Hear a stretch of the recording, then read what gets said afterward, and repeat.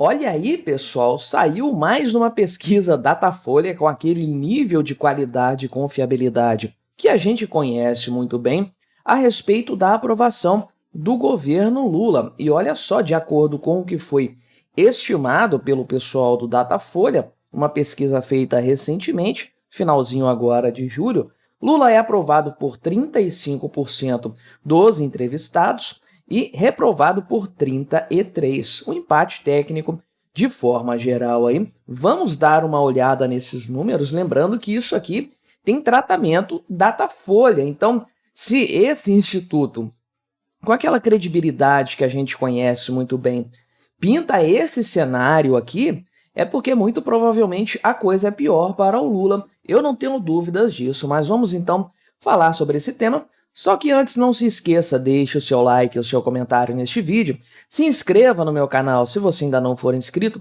considere se tornar membro patrocinador do meu trabalho, com valores a partir de R$ 1,99 por mês, você me ajuda bastante dessa forma, pode ter certeza disso, né?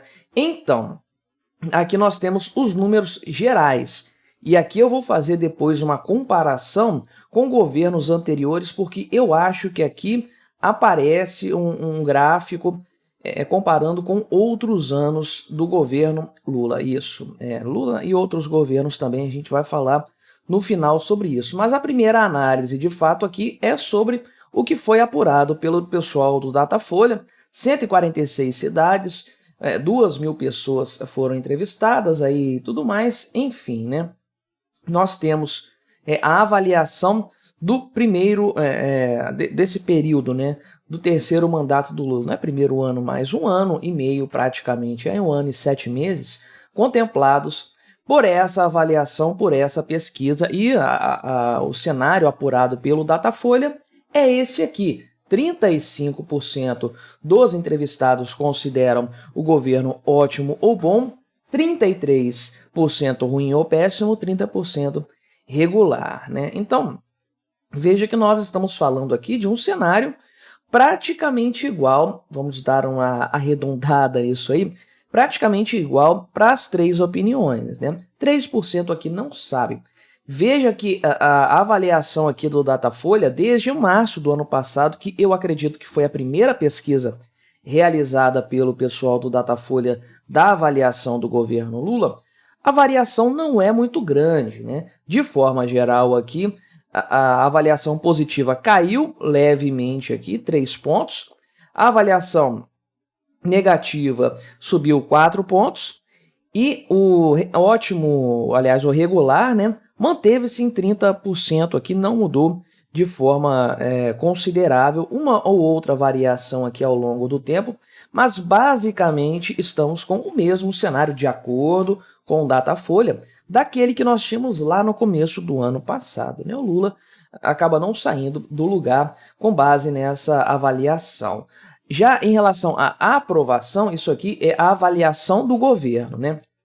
E você pode falar que é ótimo, bom, regular, ruim, péssimo ou não saber responder. Já a aprovação é aprovo ou desaprovo ou não sei responder, né? Da mesma forma, o não sabem está aqui no mesmo patamar. Agora, aqui sim, a comparação entre aprovação e desaprovação se modificou de forma considerável do começo do mandato do Lula, desse mandato 3.0 para agora, porque, na verdade, havia 13 pontos de diferença entre o resultado positivo e o negativo, e essa diferença agora, na última avaliação, caiu para 4 pontos percentuais apenas. É uma reversão favorável ao Lula da última avaliação feita lá em maio, no final de maio, né, quando a desaprovação subiu aqui em relação à aprovação, só que tanto naquela pesquisa quanto agora, nós estamos em empate técnico,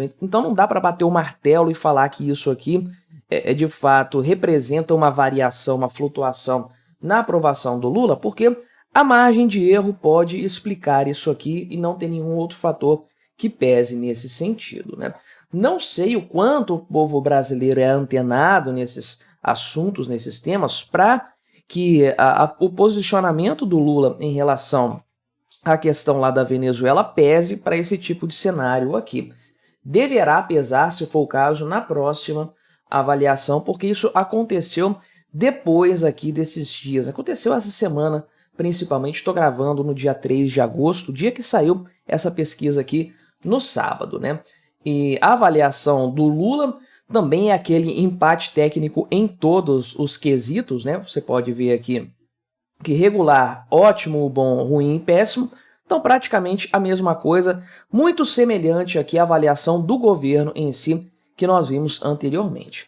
Mas aqui, né, podemos dizer que há uma piora, de forma geral, da imagem que o Lula tinha lá no comecinho do mandato dele, né? Na verdade, acho que teve uma pesquisa assim, Datafolha lá de janeiro, ou pelo menos desse ponto aqui específico, porque você pode ver que a avaliação aqui do ótimo ou bom houve um crescimento considerável, mas, aliás, do regular houve um crescimento considerável, que é essa linha azul clara aqui. O ótimo ou bom despencou de uma forma grosseira, aí, 12 pontos percentuais, embora o ruim e péssimo tenha caído um pouquinho também, né? Mas aquela opinião geral, aquela euforia com a democracia voltou, e ao Lula, o pobre vai ter picanha e cervejinha, essa euforia já acabou por completo, né? Também já não era sem tempo. O que a gente tira dessa avaliação aqui para fazer essa primeira análise dos números, né? Antes de eu comparar com os governos anteriores? Primeira coisa que a gente tem que levar em conta é Datafolha, fator Datafolha, que não pode ser desprezado.